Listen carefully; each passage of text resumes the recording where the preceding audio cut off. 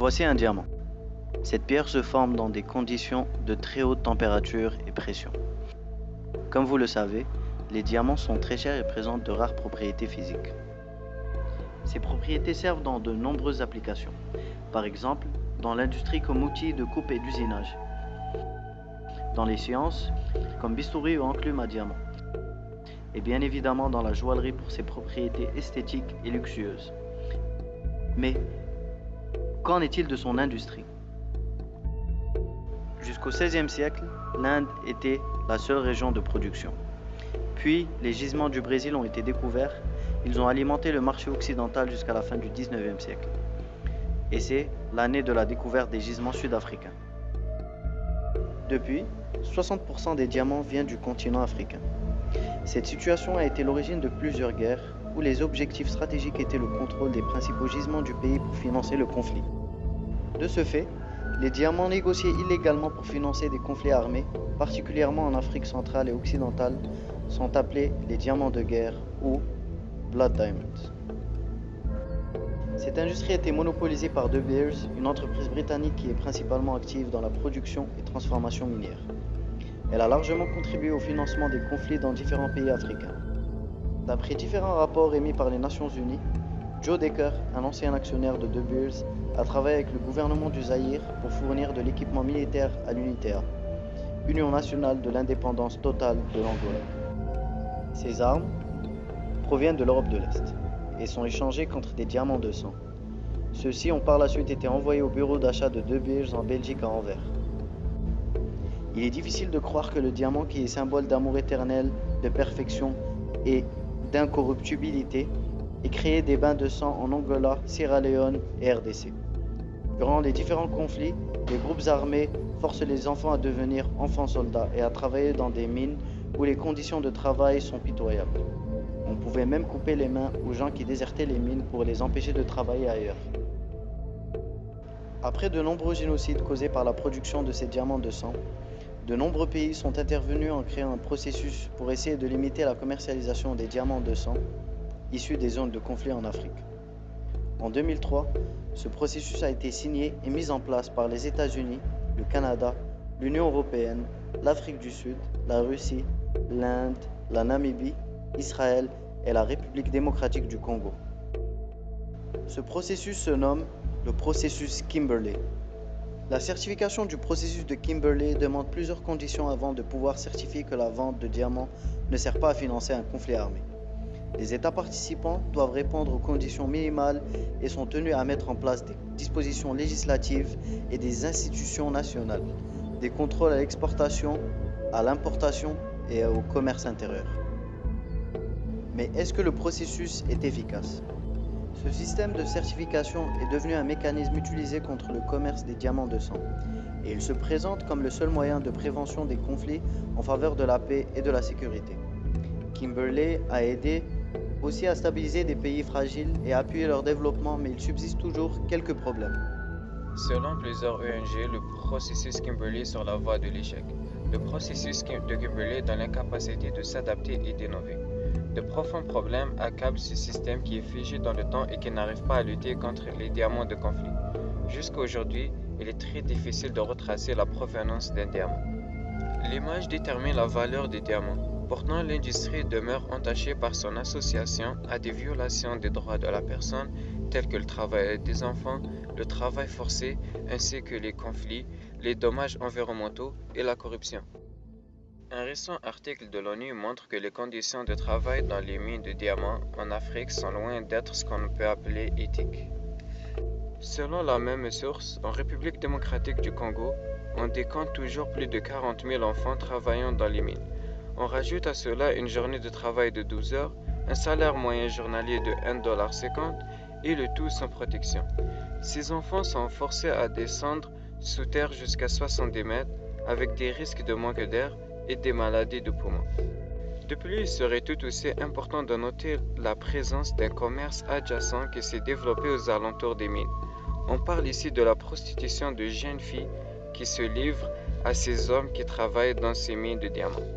La population mondiale constate clairement les conflits, l'instabilité et le chaos dans certains pays africains. Cependant, certains hommes, eux, y voient une opportunité commerciale. Quand des négociants ont besoin d'aide, de nombreuses personnes sont prêtes à proposer leurs services. Il est plus facile que jamais de les trouver. Facebook, Messenger, WhatsApp, les outils de l'économie numérique adoucissent les trafiquants et les intermédiaires à s'approvisionner et d'alimenter les marchés internationaux en diamants de conflit. L'ONG Global Witness, ex-fondateur du processus de Kimberley, déclare qu'il n'y a aucune garantie que les diamants certifiés par le processus de Kimberley ne soient pas des diamants de conflit, et ce, en raison de la nature des gouvernements corrompus de certains pays producteurs, où il est en commun que les autorités, en échange d'un pot de vin de 50 $ ou 100 $ par jour, rédigent les certificats déclarant que les diamants de conflit sont certifiés au processus de Kimberley.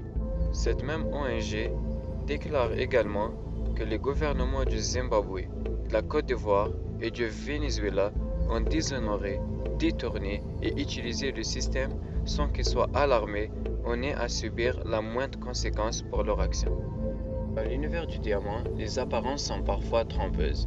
Des acheteurs déclarent que les diamants de sang sont mélangés avec les autres pierres, dissimulant ainsi le passé de ces passages clandestins.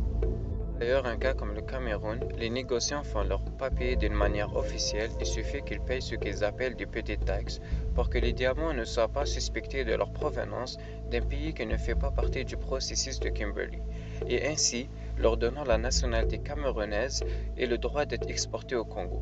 Voici ci-dessus un extrait de conversation Messenger avec un négociant de diamants. Plusieurs personnes font part ouvertement de la facilité avec laquelle les diamants sortent clandestinement, comme nous allons le voir dans l'extrait audio ci-dessus. Oui, il n'y a pas de problème. Avec Kimberley ou sans Kimberley, on amène les produits où on veut. Il n'y a pas de problème. D'ailleurs, ils étaient à Bruxelles hier. Aujourd'hui, ils sont en France. Si je fais des réservations aujourd'hui, demain, ils seront en Liban. Mais moi aussi, j'aimerais savoir... Au Cameroun, je fais comment? Une fois au Cameroun, je fais comment? Parce qu'il faut que je les fasse certifier processus de Kimberley pour pouvoir sortir. Il n'y a pas de problème. Mon frère, j'ai mon beau-frère qui s'était dit dans les papiers. Ah d'accord. De s'engueuler là, mais les papiers ont fait officiellement. Et il est là. Donc on peut prendre ça et puis que tu fais le papier, que tu exploites officiellement aussi. Et j'ai un ami de Kimberley qui est là ici à l'instant. D'accord. Il peut te faire tous les papiers, lui-même il t'emmène jusqu'au Kimberley, tu payes les papiers, tu envoies. De plus, on constate la présence de plusieurs regards très critiques portés vis-à-vis le processus de Kimberley. Il y a d'abord le docteur André A. Jackson, qui est à la fois haut dignitaire africain de l'industrie du diamant via l'African Diamond Council, mais aussi président de l'African Diamond Producer Association. Il démoralise les supporters du processus de Kimberley en persuadant les pays africains producteurs de diamants de renoncer à leur support au processus Kimberley en raison de son inefficacité, en déclarant « Ce système a échoué à contrecarrer le commerce de diamants résultant de la souffrance humaine ». On ajoute à cela la publication d'un article publié dans le Time Magazine critiquant le nouveau commerce de diamants au Zimbabwe en mettant en question la légitimité du processus, déclarant que ce dernier a été incapable d'empêcher les diamants de conflit zimbabwéens d'entrer sur le marché.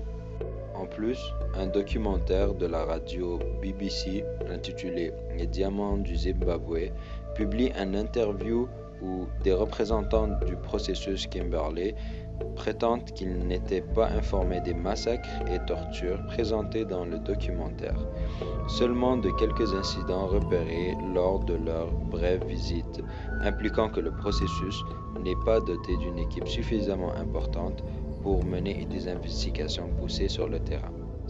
Et les connaissances que nous avons acquises dans le cours de responsabilité sociale des entreprises, on pense qu'un contrôle gouvernemental plus efficace et plus accru devrait se faire sur l'ensemble des territoires et plus particulièrement les régions riches en minerais. Ce contrôle devrait se faire sur une base de légitimité provenant de la gouvernance locale tout en combattant la corruption ainsi que de faire part de transparence. De plus, une enquête et des sanctions importantes devront avoir lieu sur les acteurs et les entreprises qui ont commis des actes de pillage. Bref, il est clair que l'Afrique est le continent le plus riche en matière de diamants. En conséquence, l'industrie diamantaire crée malheureusement plusieurs conflits. Pour contrer cela, il y a eu la création du processus Kimberley. Malheureusement, celui-ci s'est avéré inefficace. L'Afrique en général et sa population ont besoin d'un commerce de diamants, mais elles ont surtout besoin d'un commerce de diamants plus responsable.